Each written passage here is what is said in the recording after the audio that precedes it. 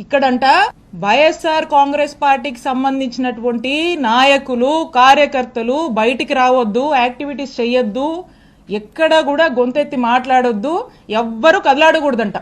ప్రతి గ్రామం నుంచి ఈ రోజున పోలీస్ స్టేషన్లో కేసులు పెట్టడం, పోలీస్ స్టేషన్లకు పిలిపించడము, హరాస్ చేయడము, తిట్టడము, కొట్టడము, కేసులు పెట్టడము, అరెస్టులు చేయడము, జైళ్లకు తీసుకువెళ్లడము, ఈ విధమైనటువంటి అరాచక పాలన చిలుకలూరుపేట నియోజకవర్గంలో నడుస్తోంది.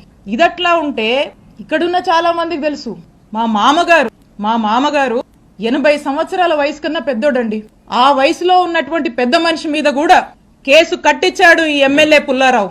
నా మరిది ఫారిన్ సిటిజన్, ఫారిన్ లో వ్యాపారాలు చేసుకుంటే నా మరిది మీద కేసు కట్టించాడు ఈ ఎమ్మెల్యే పుల్లారావు. నాకేనా కుటుంబం ఉంది, మీకు లేదా కుటుంబం? ఎన్ని రోజులు సాగుద్ది అనుకుంటున్నారు ఇట్లా? ఎన్ని రోజులు నడుస్తుంది అనుకుంటున్నారు ఇట్లా? నేను ఇక్కడ మీకు ఒక్కటే చెప్పాలనుకుంటున్నా, ఈ రోజు నా కుటుంబాన్ని, మా వైఎస్ఆర్ కాంగ్రెస్ పార్టీ నాయకుల్ని, కార్యకర్తల్ని మీరు ఇబ్బంది పెడతా ఉన్నారు. పుల్లారావు గారు, మీకంటూ ఓ రోజు వస్తుంది, గుర్తు పెట్టుకోండి.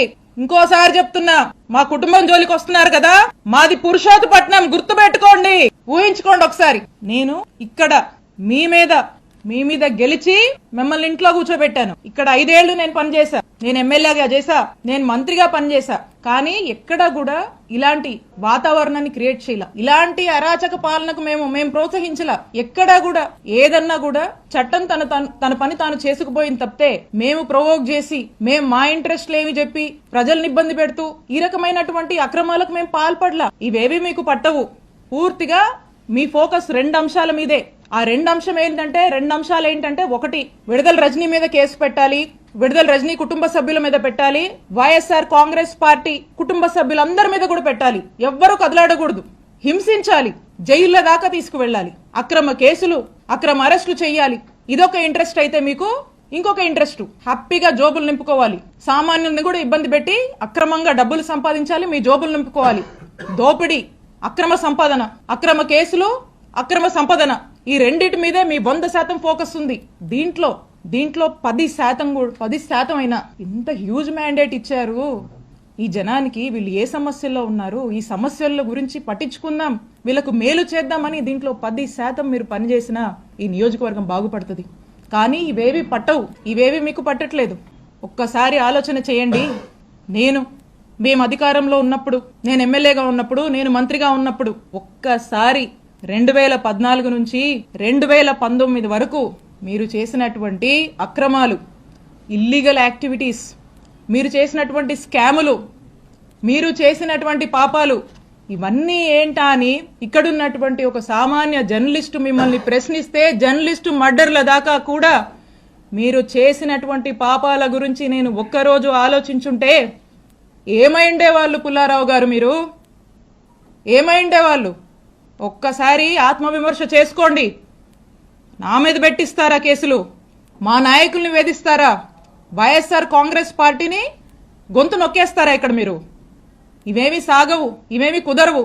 ఈరోజు మీరు చేస్తుంది ఏందా అంటే, ఇలాంటివన్నీ ప్రోత్సహిస్తూ వాట్ నాట్ ఈరోజు నియోజకవర్గంలో వాట్ నాట్ జరుగుతుందండి. ఈరోజు ప్యాకాట్ నడుస్తుంది.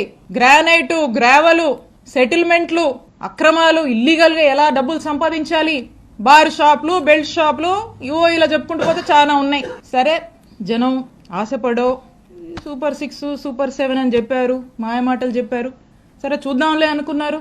ఇంత పెద్ద మ్యాండేట్ మీకు ఇచ్చారు ఈ రాష్ట్రంలో.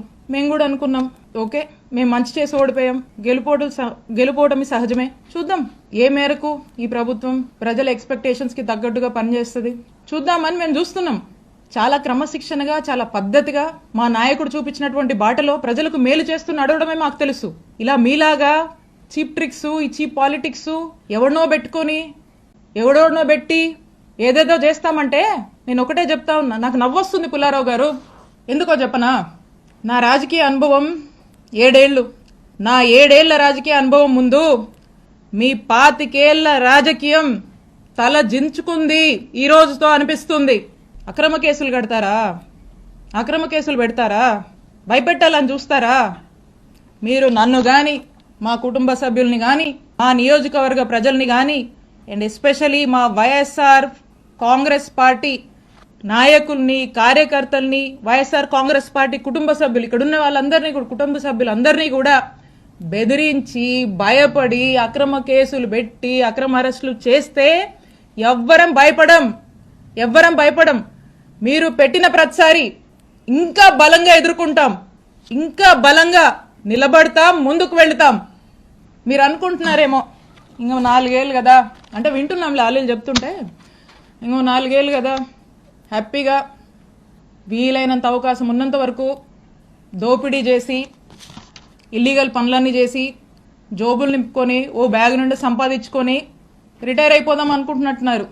ఇప్పటి నుంచి మొదలుపెట్టినా నేను ఇంకో 30 నుంచి 40 సంవత్సరాలు రాజకీయాలు ఇక్కడే చేస్తాను.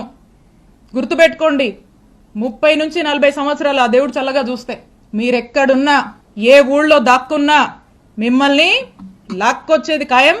వడ్డీతో సహా విత్ ఇంట్రెస్ట్ నీకు తిరిగిస్తాం.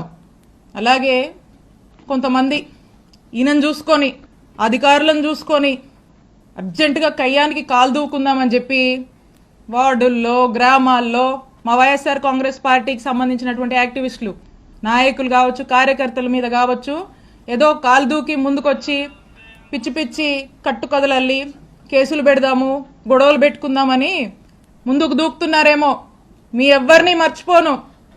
అందుకే చెప్తున్నా, ఆయనకి, మీకు, మీ ఎవ్వరిని వదిలిపెట్టం.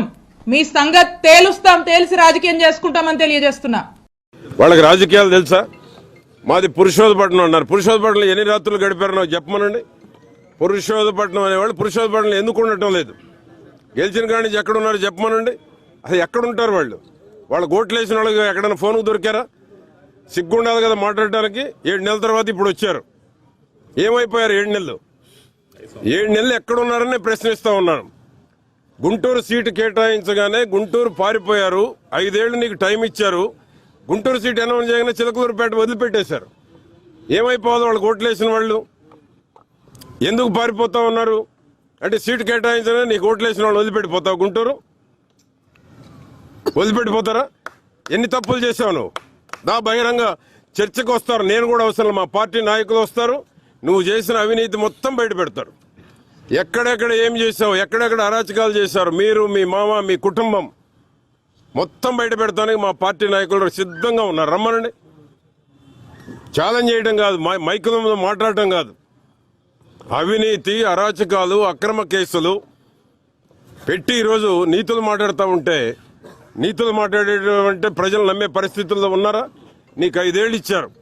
పురుషోత్తపట్నం నీకు 1000 మెజార్టీ ఇచ్చారు. పురుషోత్తపట్నంలో మళ్ళీ నాకు 1150 మెజార్టీ ఎందుకు ఇచ్చారు? నీకు ఆ ఊరు పేరు పలికే అర్హత కూడా లేదు. ఆ ఊరు వాళ్ళని కూడా మోసం చేశాను. పురుషోత్తపట్నం అంటే ఒక మంచి గ్రామం నాకు. అటువంటి మంచి గ్రామంలో, అటువంటి మంచి గ్రామాన్ని నీ యొక్క చేతగానే రాజకీయాలు చేసి, గ్రామస్తులను మోసం చేసి, ఓట్లేసిన ప్రజలను మోసం చేసి, చిలకలూరుపేట ప్రజలకు అందుబాటు లేకుండా ఎక్కడుంటున్నావో తెలియదు. పిఎల్తో ఫోన్లు మాట్లాడుకోవాలి. నీ ఫోన్ నంబర్ అసలు నీకు ఓటు వేసిన వాళ్ళ దగ్గర నీ ఫోన్ నంబర్ ఎంతమంది దగ్గర ఉంది? నీ ఫోన్ నంబర్ ఇచ్చావు ఎవరికన్నా? ఆ విధంగా ఓటేసిన ప్రజలను మోసం చేసావు. చిలకలూరుపేటను లూటీ చేసావు. ఎక్కడ స్థలాలు ఉన్నా భూబకాసుల్లాగా భూమి మీద పడిపోయారు. సిగ్గు లేకుండా 7 నెలల తర్వాత ప్రెస్ మీట్కి వచ్చి మాట్లాడుతూ ఉన్నారు, నీతులు మాట్లాడుతూ ఉన్నారు. ఎక్కలవారిపాలెం అంటే ఇప్పుడే చెప్తున్నాడు మా విజయ్ కుమార్ గారు, కపిల్ భాయ్ 400 ఎకరాలంట. తేలుస్తాను. ఎక్కడ వదిలిపెట్టం. ఇప్పటి వరకు ఇంకా మేము పూర్తిగా పోలేదు. జాతకం మొత్తం బయటికి తీస్తాం. మొత్తానికి సమాధానం చెప్పిస్తాం. చెప్పించేదాకా వదిలిపెట్టాం. నీ అరాచకాలన్నీ నేను ఎదుర్కొన్నా.